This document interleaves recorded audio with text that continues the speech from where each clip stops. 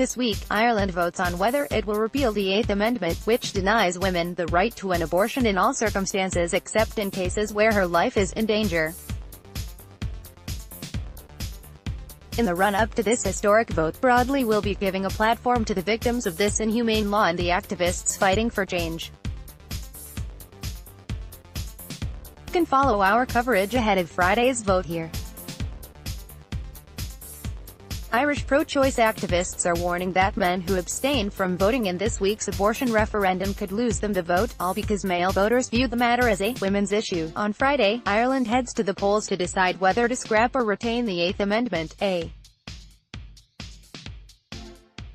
piece of legislation that effectively bans abortion in almost every circumstance, including incest, rape, and fatal fetal abnormality. We're getting a consistent message from canvassing that men are hesitant to engage and are viewing the referendum as a women's issue.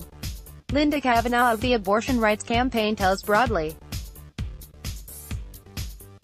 Most men are torn between compassion for the women who are damaged by the Eighth Amendment and a misplaced concern about abortion on demand. Kavanagh and other pro-choice activists have been knocking on doors up and down the country in the run-up to the referendum, hoping to convince undecided swing voters to cast their vote for repealing the amendment. After some discussion on the doorstep, generally men's compassion for the 3,000 women forced to travel overseas and the countless other forced to buy illegal pills online comes through. Kavanagh adds. Many men are unaware that a yes vote allows us to create a safer, compassionate, and regulated system that protects women, their partners, and families.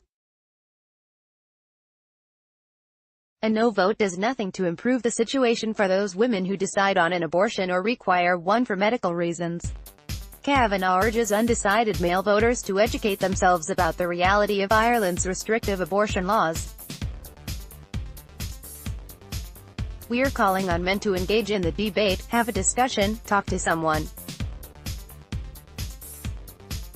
Above all, we are asking all sides in the debate to avoid shock tactics and provide genuine information, so men and women can make informed decisions. Of course, not all men have such a blinkered view on abortion care. Ahead of this week's vote, Broadly reached out to pro-choice men to ask them why they'll be voting to repeal the Eighth Amendment. Maurice Casey. Photo courtesy of Subject. Maurice Casey, 24, from Cathier, Co. Tipperary. I come from a relatively small town and still keep in touch with my friends from there through our WhatsApp group chat. We had a sincere and open WhatsApp discussion about the referendum recently after we heard that a large swath of "Together for Yes" posters were ripped down across the town overnight. Everyone was enraged by the tactics of the no side. I found the conversation with my friends encouraging, and it seems that the majority of my male friends are for yes. From the vantage point of my friendship group, it seems the no side's flagrant disregard for facts and underhand tactics are kicking otherwise apathetic people into action. Thankfully, any pro-choice male friends I have spoken to about this understand their responsibility to vote, but I don't doubt that men perceiving this to be a women's issue could be a problem. It is simply illogical to call yourself pro-choice and abstain from voting. The Eighth Amendment denies women choice. Not voting makes you complicit in that denial. I feel genuinely ashamed when I explain Irish abortion laws to friends from outside Ireland. They find it difficult to comprehend how a modern society that only recently voted for marriage equality could rationalize such a callous system.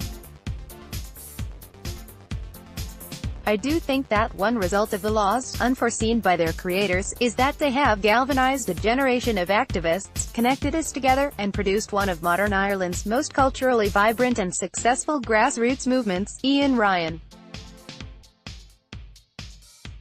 Photo courtesy of Subject. Ian Ryan, 22, from Cork. It's ridiculous that some men feel it's not their issue, and aren't going to vote. If you have a woman in your life who you love and care about, a mother, a daughter, a friend, then it is your issue. Would you deny her control of her own body? No. The divorce referendum in 1996 passed by a tiny margin. Could you look yourself in the mirror knowing we lost by 1 vote, and as you stand there's another 9 women traveling to the UK for an abortion? I think Blind Boy Boat Club, an Irish comedy hip-hop duo from Limerick, said it best when he said, "Unless you're going out there and actually exercising the vote you have a right to, then you're not supporting it. You're just cheering from the sidelines." David Walsh. Photo courtesy of subject David Walsh, 25, from Limerick. Abortion is an everyday reality for people in this country, but we refuse to acknowledge or face up to it as a nation. I'd like to see those who chose to end their pregnancies, for whatever reason, receive the care they need at home. Time we put an end to those lonely journeys to England. My male friends are almost all pro-choice. I've spoken to 1 of 2 who've expressed personal reservations about abortion, but they all agree with the principle of choice and that no one should have to travel. I've yet to hear a friend tell me they're voting no. In my experience of knocking on doors, where the response isn't positive, it's that there's more apathy than hostility out there among young men. The apathy is far more frustrating than meeting a no-voter. As far as I'm concerned, the 8th Amendment is one of the last vestiges of a society that policed women's morality and denied them autonomy.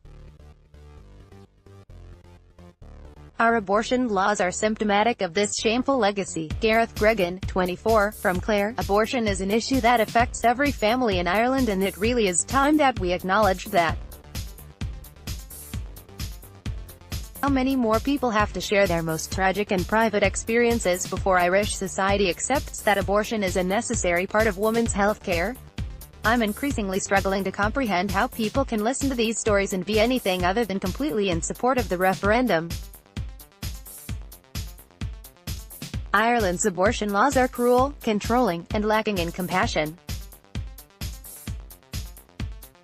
Those campaigning for a no vote would say that the laws somehow project a love for women and their babies.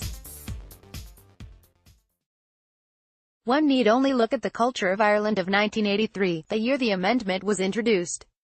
There was no love for women or their babies in that society.